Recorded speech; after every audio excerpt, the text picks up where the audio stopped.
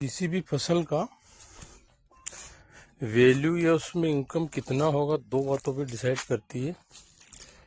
पहली चीज की उस फसल को कल्टीवेट करने में कितना समय लगता है, यानी कितने मजदूर लगेंगे, कितने मजदूर डे लगेंगे। वो फसल 100 दिन की। दूसरा उसमें काम करता है वो फसल की आने की समय अवधि कितनी है। जैसे सोयाबीन की कम है तो उसमें कम प्रॉफिट होगा, और फिर कॉटन की उससे ज़्यादा है तो उसमें ज़्यादा होगा, और उससे 150 दिन से ज़्यादा है तो उस पर ज़्यादा होगा, 1 साल की है तो उसमें ज़्यादा होगा। दो चीज़ें। और तीसरी चीज़ होती है उसमें कैपिटल कितना लगेगा, और चौथी चीज़ होती है कि उसमें टेक्निकल फार्मिंग कितनी है, और पांचवी अगर सबसे ज़्यादा आय देने वाली फसल होगी तो उसमें रिस्क कितना ज़्यादा है। जैसे पपीता हुआ, मिर्च हुआ, मौसम या इंसेक्ट या बीमारियों की, ये तो इस प्रकार से डिसाइड होता है कि वो फार्मर कितना पैसा कमाएगा। ठीक है ना। और ये भाव जो है अप डाउन, ये तो मार्केट डिसाइड करेगा कि किसके पास ज़्यादा पैसा चले गया और किसके पास पैसा कम है। जिसके पास पैसा ज़्यादा चले गया वो हाथ से निकाल के जिसके पास पैसा कम है उसके पास ये मार्केट डाल देता है। ये ऑटोनोमस है और चलता रहेगा।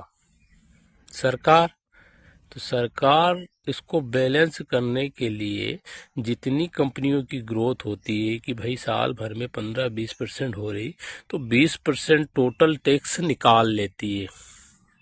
ठीक है, क्योंकि ग्रोथ होती है तो वो नीचे भी बांटेगी, और नीचे बांटेगी और खुद के पास भी पैसा रहेगा तो वो सामान ज़्यादा खरीदेगी, और सामान अगर देश में कम है, ठीक है, तो महंगाई बढ़ेगी। तो इसको बैलेंस करने के लिए सरकार टैक्स कलेक्ट कर लेती है ताकि अनबैलेंस न हो और कोई एक व्यक्ति वो न हो जाए।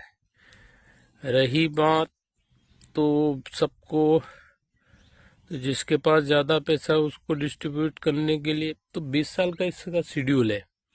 तो 20 साल में ये चाहे तो जो अंबानी है वहां से शुरू करे तो उसको गरीब करते करते इधर भी अमीर कर सकती है। ठीक है, तो इसका सरकार की मंशा डिपेंड करती है कि सरकार करेगी क्या।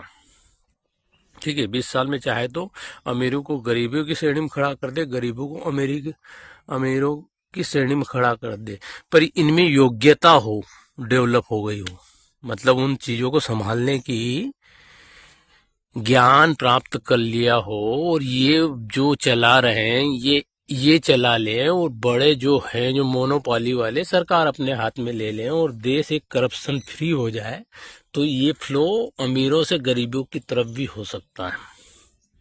तो ये सिस्टम है आर्थिक ढांचा जो चल रहा है, और बैलेंस वहीं से होता है, यहाँ से नहीं। हम कुछ नहीं कर सकते, रेट आएगा जाएगा और ये मार्केट डिसाइड कर देगा। मार्केट मतलब सरकार मतलब पब्लिक, या तो कंट्रोलेड सरकार कर दे या अनकंट्रोलेड पब्लिक जो है वो कर देगी मार्केट को बैलेंस।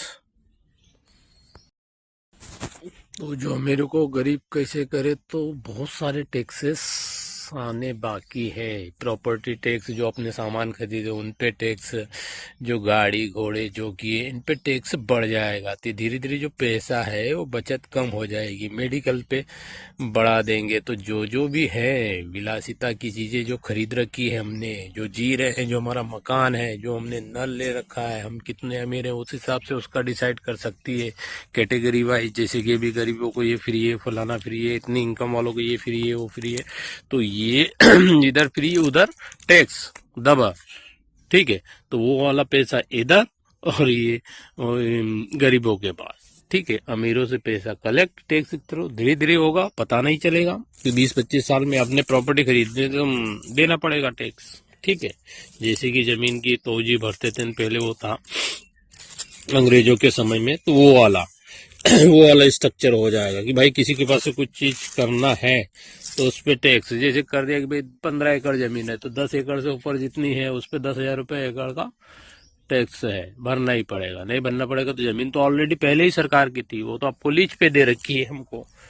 तो इस प्रकार से मकान, जमीन, गाड़ी घोड़े, जितनी भी मशीनरी है उस पर टैक्स बढ़ा सकती है, वो टैक्स बढ़ा के ऐसे फ्लो इसको ले जा सकती है। तो प्रेजेंट 20 साल का कैलकुलेट कर करिए, अब जिए, आगे की मत सोचिए कि सरकारें कब क्या करेगी। और ये होगा, होते रहा है पुराने इतिहास में और आगे भी होगा। अभी तो ग्रो है, जब सेचुरेशन आएगी तो सबको सेचुरेशन समान बांटा जाएगा, सब संसाधन संभालने वाले हो जाएंगे और जो हो हल्ला होगा जनता के द्वारा तो जनता का पैसा वापस जनता में चला जाएगा। ठीक है, तो ये 20 साल का एक चक्र लेके चल रही है सरकारें।